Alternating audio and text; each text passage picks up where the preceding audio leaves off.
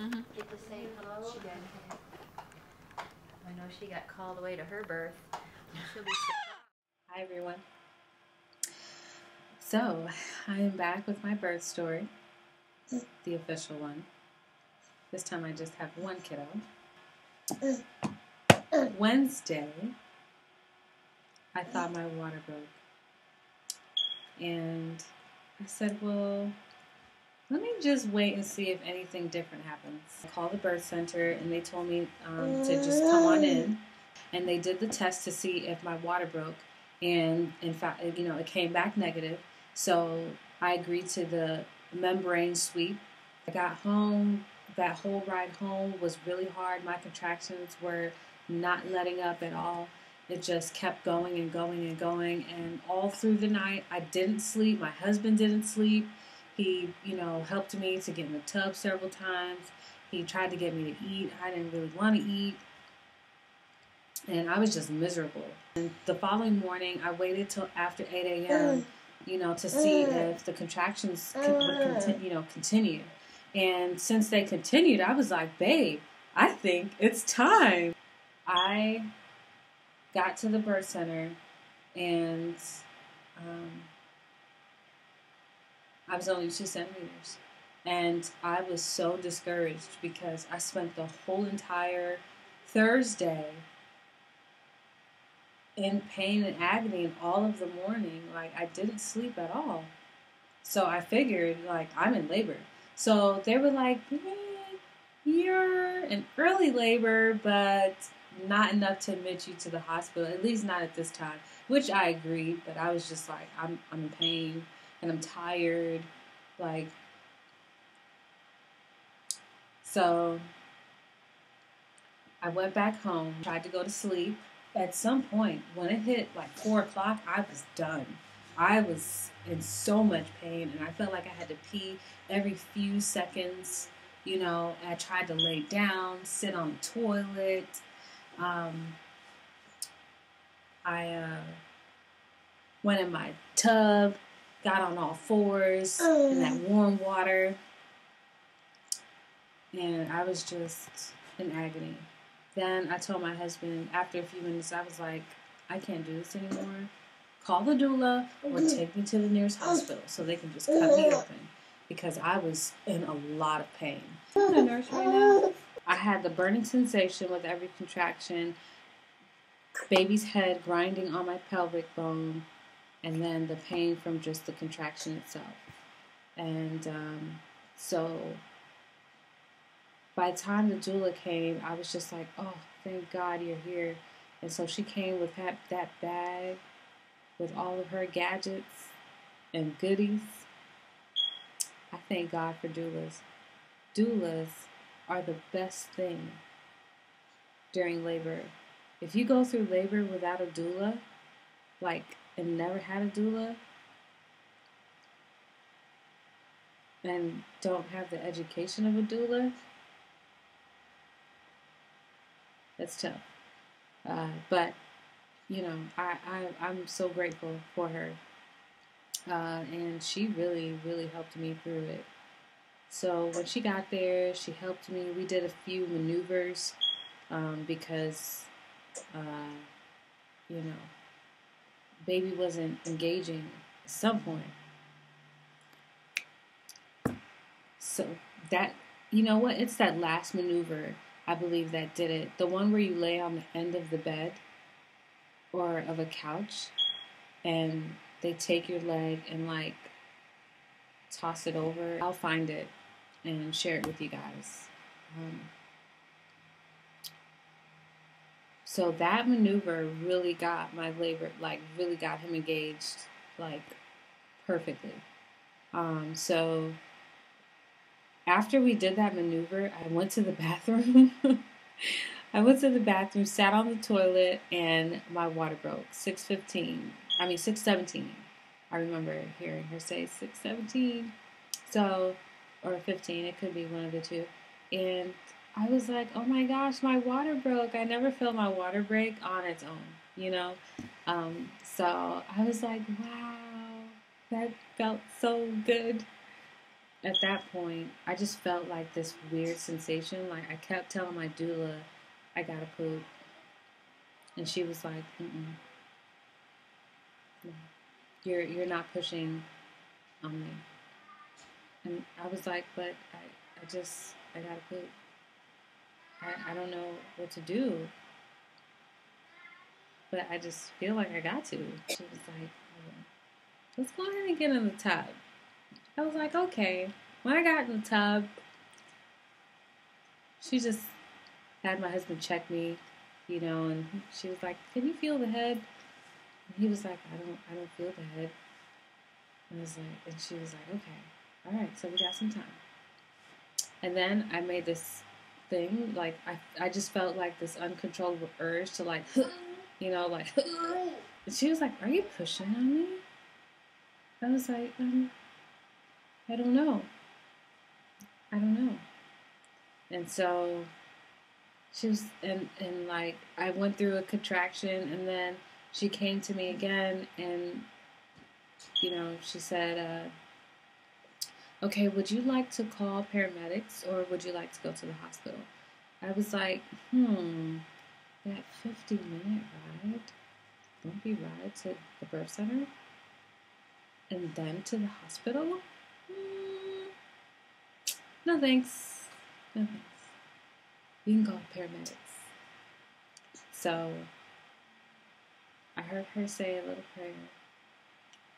And after she said it, I knew that the best thing to do was to go to the hospital. And I was just like, oh, we're going to go to the hospital. I didn't even care about the hospital. It was that 50-minute bumpy ride that I was just terrified of, because I knew it was going to hurt. So we took that 50-minute ride, but, it was more like, like 25, 30, Yeah. Anyway, we got to the hospital.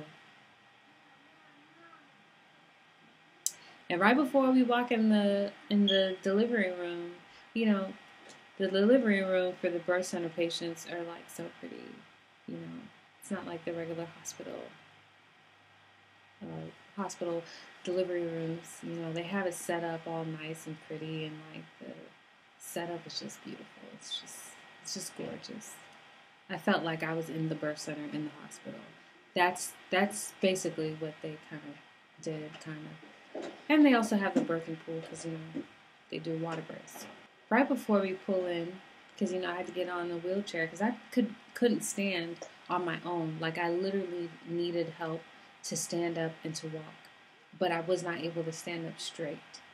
I can only lean over. That was the only comfortable position, and I literally felt like I was going to die if I stood straight. In my hypnobaby's class, we were encouraged to go to the hospital and come in standing, like you walk, but I couldn't bear it. In front of the room, I asked my doula, I said, what are my pain management options? And she looked at me, she said, oh, honey, you're doing such a great job. And in my head, I'm just like,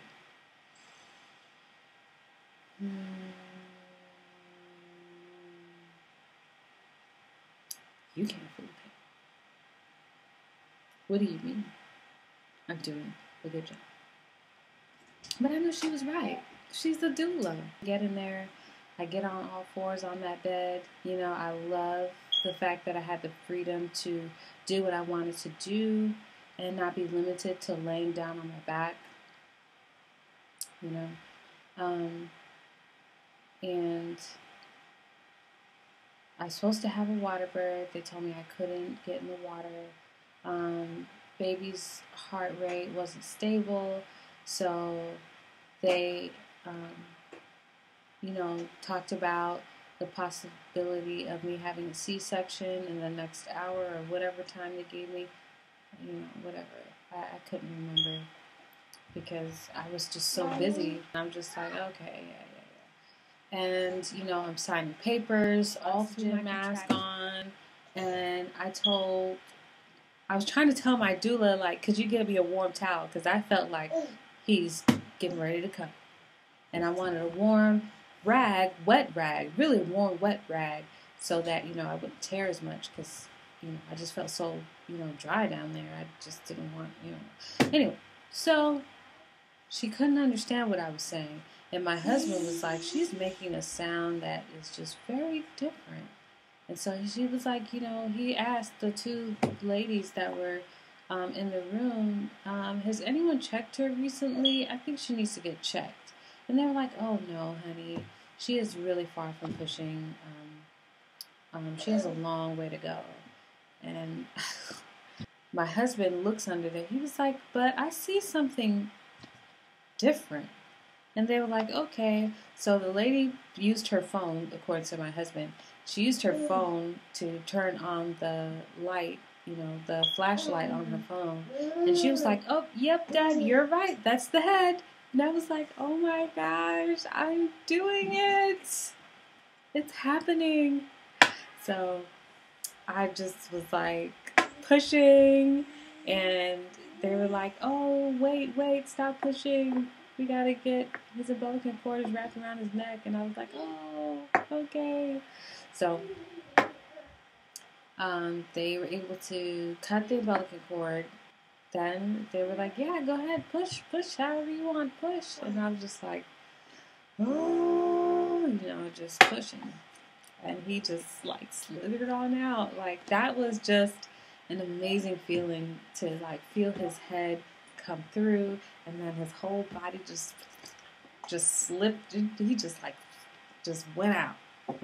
So that was a very, very good feeling. And so I'm just amazed that I was able to do this whole thing with no medication at all. As hard as it was very, very, very, very hard.